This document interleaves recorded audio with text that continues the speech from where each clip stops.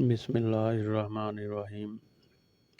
आज की हमारी ये वीडियो जो है इसमें हम डिस्कस करेंगे कि 10th क्लास में इंग्लिश के एसे में फुल मार्क्स कैसे लिए जा सकते हैं। आम तौर पर यही पॉइंट ऑफ व्यू पाया जाता है कि फुल मार्क्स नहीं आते, लाजमी नंबर कट जाते हैं या एग्ज़ामिनर एसे को पढ़ता ही नहीं है, इस तरह की र्यूमर्स पाई जाती हैं। असल में हर चीज़ की कोई ना कोई टेक्निकल रीज़न्स होती हैं। आज हम उनको डिस्कस करेंगे कि आप फुल मार्क्स क्यों नहीं ले पाते।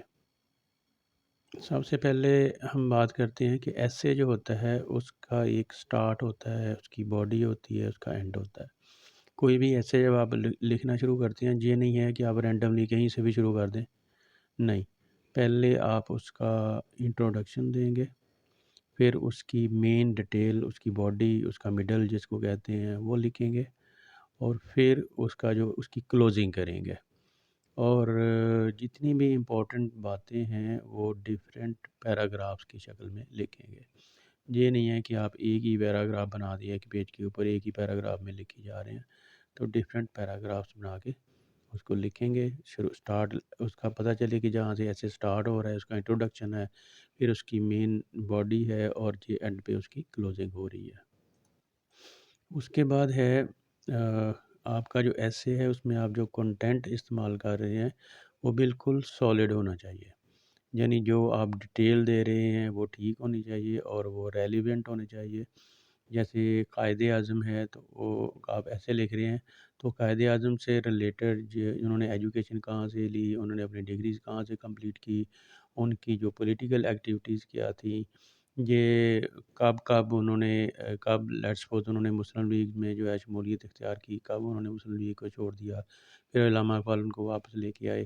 तो ये पूरा कंटेंट आपका जो है या किसी भी चीज़ के बारे में आप लिख रहे हैं, लेट्स सपोज़ आप रेनी डे पे लिख रहे हैं, तो आपकी जो बातें हैं वो बिल्कुल सॉलिड और ठीक होनी चाहिए।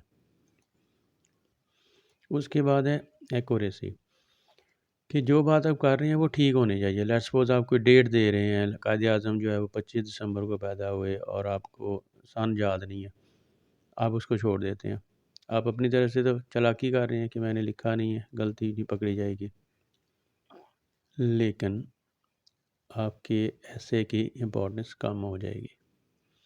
दूसरा ये है कि गैर ज़रूरी बातें ऐसे में नहीं करनी होती। गैर ज़रूरी बातों से मुराद ये है कि आप अपने ऐसे को लंबा करने के लिए खामखा में एम ही उसमें सेंटेंस डाल दें इधर-उधर के, नहीं। टू दी पॉइंट बात करें और ठीक बात करें।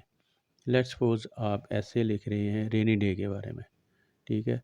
और उसमें ऐसे ही आप कोई इधर-उधर की बातें शुरू कर दी। हाँ, वेदर से रिलेटेड, रेनी डे के इफ़ेक्ट, फ्लडिंग, कुछ इस तरह की बातें, वो तो ठीक है।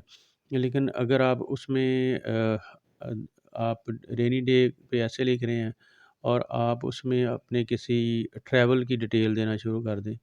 लेट्स सपोज़ आप मरी गए हैं, तो वहाँ पे बारिश शुरू हो गई है, तो आप उसमें इधर-उधर की बातें जस्ट ऐसे को लंबा करने के लिए, ये इसका एक नेगेटिव इम्पैक्ट होता है। उसके बाद है कोर्स। कोई ऐसे आप लिख रहे हैं तो उसमें कोशिश करें कि 3 से 4 जो हैं वो कोर्स ऐड करें, किसी दाना, किसी मुफक्कर के, किसी फ़लसफ़ी के, किसी मशहूर आदमी के, जैसे लोग करते हैं चर्चिल का, नेपोलियन बोनापार्ट का, अल्लामा इक़बाल का, कायदे-आज़म का, मुख़्तलिफ़ जो बड़े लोग हैं, जो मशहूर लोग हैं, जो बहुत मुफक्किर किस्म के लोग थे, दानिशवर थे, उनके कोर्स आप उसमें ऐड करें। लेकिन ये एक इंडिकेटर है, कुछ बच्चे जो हैं वो बहुत ज़्यादा लिमिट से ज़्यादा कोर्स ऐड करना शुरू कर देते हैं, इसका भी कोई ख़ास फ़ायदा नहीं होता। तो ये हम जो बात कर रहे हैं, ये सारे इंडिकेटर हैं, हर एक की अपनी-अपनी अहमियत है। ये नहीं है कि हमने एक ही चीज़ के पीछे लग जाना है और बाकी चीज़ों को छोड़ दें, इसका भी नेगेटिव इम्पैक्ट आता है। Presentation, presentation no doubt matter करती है। आपका एसे जो है वो साफ़-सुथरा लिखा हुआ हो, पैराग्राफ उसके बने हुए हों और देखने वाले को जो है उसकी लुक अच्छी लगे, उसकी आपकी जो राइटिंग है उसको समझ आए। तो प्रेजेंटेशन जो है एक इंडिकेटर है, लेकिन सब कुछ प्रेजेंटेशन नहीं होती, बाकी तमाम चीज़ें भी प्रेजेंटेशन के साथ-साथ पूरी होनी चाहिए। Standard English vocabulary. आप जो इंग्लिश के वर्ड यूज़ करें, कोशिश करें कि वो अच्छे और स्टैंडर्ड के वर्ड होने चाहिए।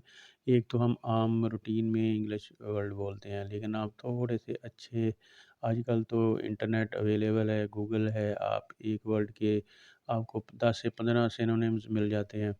आप जो है नॉर्मल रूटीन में जो वर्ड यूज़ होते हैं, उनसे हट के थोड़े से यूनिक वर्ड यूज़ करें, उससे एक अच्छा इम्पैक्ट जो है वो जाएगा एग्ज़ामिनर को। और ये जो आम ऐसे लिखे हुए मिलते हैं, जैसे ये येलो वाली ग्रामर है खालिद की, ये एग्ज़ाम दर्द की, ये आप करेंगे तो फिर आपके मार्क्स भी रूटीन वाले ही लगेंगे। Too much, don't use too much conjunction words.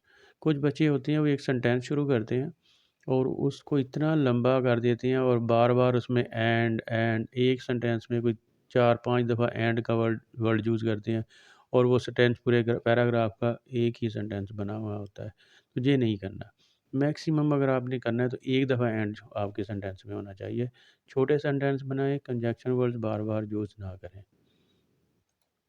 हाँ, एक वर्ड आपने यूज़ किया है ऐसे में, अब दोबारा वही वर्ड आ गया तो उसको ना यूज़ करें, बल्कि तलाश करें, गूगल से, नेट से तलाश करें, उसका सिनोनिम मिल जाएगा आपको और उससे मिलता-जुलता जो है वो दूसरा लफ्ज़ जो है वो इस्तेमाल करें। Handwriting, no doubt handwriting matter करती है, ये एक इंडिकेटर है। लेकिन अगर आप समझते हैं कि आपकी हैंड राइटिंग अच्छी है और लेकिन आप जो मर्ज़ी लिखते हैं गलत-मलत, नहीं, ऐसा नहीं होगा। और अगर कोई बच्चा समझता है कि मेरी हैंड राइटिंग अच्छी नहीं है तो मेरे मार्क्स नहीं आएँगे, उसका भी ख़्याल गलत है। आपकी हैंड राइटिंग पढ़ी जानी चाहिए, समझ आनी चाहिए एग्ज़ामिनर को कि आपने क्या लिखा हुआ है। तो बस इतना ही इसका रोल होता है। ये नहीं होता कि जिसकी हैंड राइटिंग अच्छी नहीं है तो उसको मार्क्स ही नहीं मिलेंगे और जिसकी अच्छी है तो वो गलत भी लिख दे तो उसको मार्क्स मिल जाएँगे। साफ़ हैंड राइटिंग हो, पढ़ी जानी चाहिए, अंडरस्टैंड क होना चाहिए उसको कि एग्ज़ामिनर को पता चले कि आपने क्या लिखा हुआ है। तो हैंड हैंड राइटिंग का रोल है, लेकिन बहुत ज़्यादा रोल नहीं है। स्पेलिंग मिस्टेक, जी बहुत ज़्यादा इम्पोर्टेंट चीज़ है। स्पेलिंग मिस्टेक बिल्कुल नहीं होनी चाहिए। ये तो है जैसे आप कहते हैं ना आ बैल मुझे मार, आप उसको मार्क्स काटने का खुद एक बहाना प्रोवाइड कर रहे हैं। स्पेलिंग मिस्टेक सख्ती से आप स्पेलिंग जो है उन पे फ़ोकस करें और ये मिस्टेक तो बिल्कुल भी नहीं होनी चाहिए। अगर आपकी स्पेलिंग मिस्टेक नहीं है तो बहुत ज़्यादा चांसेस हैं कि आप मैक्सिमम मार्क्स की तरफ जाएँगे। जब आप ऐसे कंप्लीट कर लें तो उसको पढ़ें।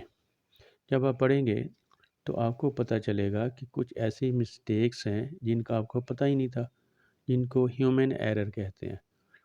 आपने कहीं पे के मिस किया हुआ है, कहीं पे एल नहीं लिखा हुआ, कहीं एम छोड़ दिया है, आपको नहीं पता होता। ये ह्यूमन मिस्टेक है, ये नेचुरली होती हैं। जब आप इनको पढ़ेंगे तो अगर आपके 1 या 2 मार्क्स बढ़ जाए, 1-2 मिस्टेक आपकी जो हुई हैं वो ठीक हो जाएँगी, तो उसका आपको कितना ज़्यादा फ़ायदा होगा। तो ये लाज़मी पढ़ना है, जब आपने पेपर कर लेना है तो पेपर को भी पढ़ना है, ऐसे लिख लिया तो ऐसे को भी पढ़ना है। तो इससे आपके मार्क्स जो हैं वो मैक्सिमम हो जाएँगे। उम्मीद है आप इन तमाम बातों का ख़्याल रखेंगे। वीडियो देखने का शुक्रिया।